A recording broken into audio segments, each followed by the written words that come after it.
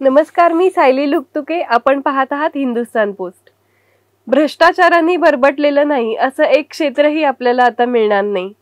सगळीकडे बजबजपुरी आहे. आणि सध्या एक शिक्षण क्षेत्रातला विषय समोर येत आहे. कोल्हापूर विद्यापीठामध्ये, कोल्हापुरातल्या शिवाजी विद्यापीठामध्ये अध्यापक भरतीमध्ये घोटाळा झालेला आहे आणि त्याविषयी आपल्याशी चर्चा करण्यासाठी उपस्थित आहेत हिंदू विधिज्ञ परिषदेचे राष्ट्रीय अध्यक्ष आणि मुंबई उच्च न्यायालयातले अधिवक्ता वीरेंद्र इचलकरंजीकर. सर नमस्कार. नमस्कार सर, आपण एक माहिती आहे आपल्याकडे की शिवाजी विद्यापीठामध्ये कुलसचिव दीपक मुळे यांच्या कार्यकाळात अध्यापक भरतीमध्ये घोटाळा झालेला आहे. हे कसं समोर आलं सगळं? याचं काय झालं सांगतो. मग याचे दोन प्रोसेस आहेत. पहिलं असं आहे की नक्की भ्रष्टाचार काय झाला असं काय म्हटलं जातं, आणि दुसरं याबद्दल काय काय झालं असं सांगतो. मग प्रकरण अशा स्वरूपाचं आहे जे कागदपत्रावरून दिसतं की हे दीपक मुळे जून 2010 ते जून 2015 या काळामध्ये रजिस्ट्रार म्हणून शिवाजी विद्यापीठात होते. जून 2015 मध्ये ते वेगळ्या पोस्टला गेले आणि 18 मध्ये कधीतरी रिटायर झाले. हा जो 5 वर्षाचा कालावधी होता त्या काळात त्यांनी शिक्षक म्हणजे अध्यापक, असोसिएट प्रोफेसर असं जे काही, आणि ते सोडून शिक्षकेतर कर्मचारी म्हणजे ग्रंथपाल, भांडारपाल म्हणजे स्टोअर कीपर, लायब्ररियन अशा स्वरूपाच्या ज्या पोस्ट होत्या, तर काही जणांची पात्रता नसताना नेमलं आणि काही जणांची पात्रता होती पण त्यांना घेतलं नाही, अशा स्वरूपाचे हे आरोप आहेत. आता ह्याच्यात झालं काय की या आरोपांबद्दल विधानसभेत चर्चा झाली आहे. विधानसभेत तारांकित प्रश्न मांडला गेला आणि त्याच्यावरती तत्कालीन मंत्र्यांनी उत्तर दिलं. उत्तर असं आहे की याच्यात मंत्रालयातले अधिकारी जरी त्यांना पाठीशी घालत असतील तरी आम्ही कारवाई करू. आता काय होतं की विधानसभेतलं किंवा परिषदेतलं आश्वासन मंत्र्यांनी दिलेलं असेल तर ते हवेत जात नसतं. त्याची एक यादी बनते, त्याचा एक अहवाल नंतर परत ठेवला जातो की ह्या वर्षात आम्ही इतकी आश्वासनं दिलेली, त्याचं पुढे काय झालं, आणि ते एका समितीसमोर ठेवलं जातं परत. ती म्हणते की हा ठीक झालं नाही, अजून काम व्हायला पाहिजे वगैरे.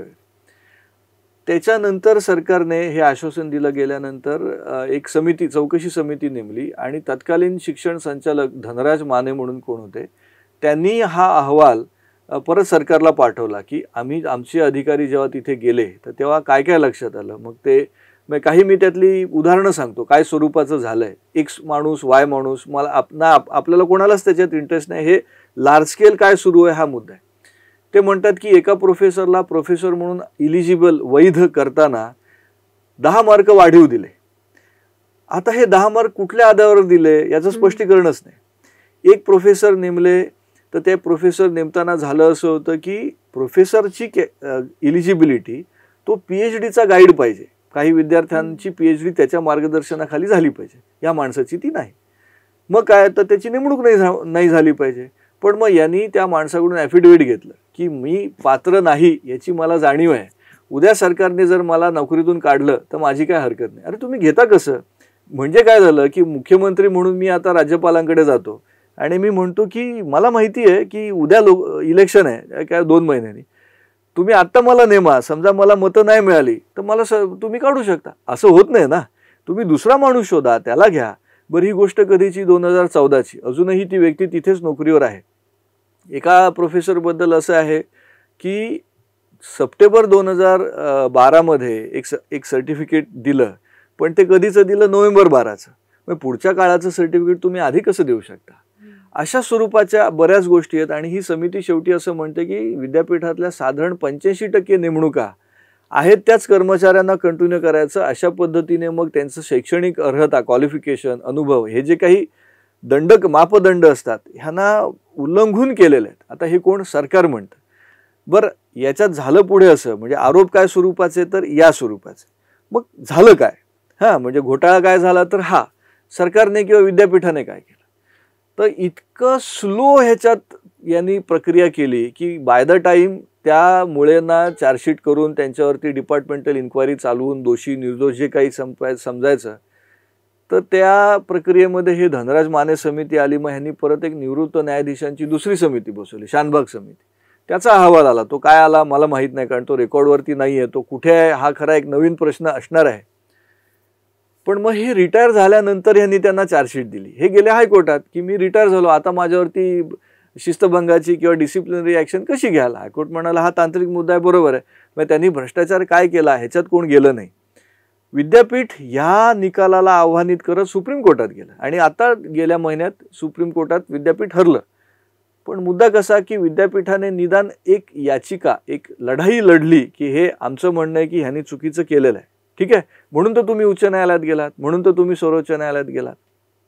किंवा मुळेंनी जी याचिका केली तर ती तुम्ही परत चॅलेंज केली, उच्च न्यायालयात तर मुळे गेलेले, ठीक आहे, पण तुम्ही सुप्रीम कोर्टात तर गेलात, म्हणजे तुम्हाला ते मान्य तर नव्हतं.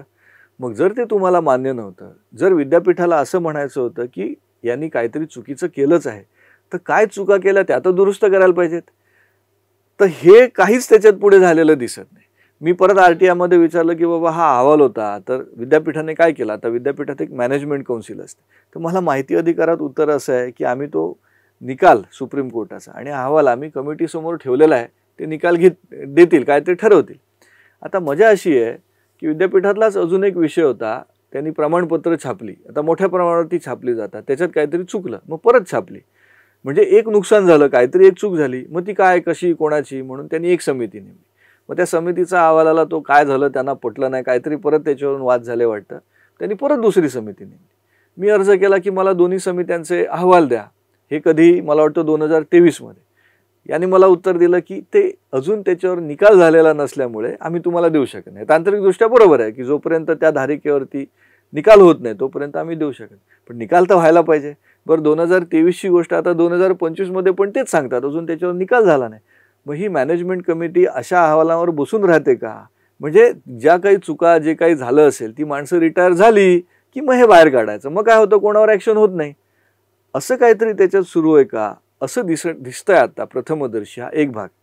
बरं दुसरा जो तारांकित प्रश्न होता आणि जे आश्वासन होतं, या दोन्ही फाईल्स मी RTI मध्ये मागितल्या, तर मला त्यांनी लेखी उत्तर दिलंय की आता त्या सापडून येत नाहीत. बापरे. हा एक वेगळाच प्रचंड मोठा इश्यू आहे की हे होऊ कसं शकतं, मंत्रालयातून या फायली गायब कशा होऊ शकतात.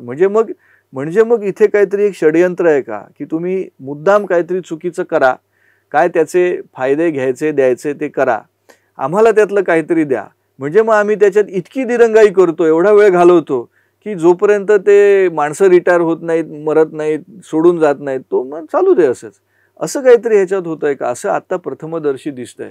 ह्याच्यात सरकारने, विद्यापीठाने किंवा विद्यार्थी संघटना असतील त्यांनी ह्याच्यात लक्ष घालायला पाहिजे. कारण शेवटी विद्यापीठं ही भविष्य बनवणारी केंद्र आहेत. म्हणजे विद्यार्थी समाज तिथे घडतो, तर जी माणसं केपेबल नाहीत ती कशी काय हे करू शकतील, असं त्याच्यात प्रश्न शेवटी राहतोच. पण ते दीपक मुळे सध्या काय करतात, ते कुठे ते का आता रिटायर झाले, सुप्रीम कोर्टात त्यांच्या बाजून निर्णय झाला, याचा अर्थ त्यांना रितसर पेन्शन सुरू असली पाहिजे. आणि आता ते हेच म्हणणार आहेत की मी काही चुकीचं केलं नव्हतं, कारण विद्यापीठाने काही केलं नाही. म्हणजे विद्यापीठ, मजा कशी आहे की मुळेंच्यावर कारवाई झाली पाहिजे म्हणून विद्यापीठ त्यांना चार्जशीट देतं, उच्च न्यायालयाचा निकाल विद्यापीठ सुप्रीम कोर्टात चॅलेंज करतं.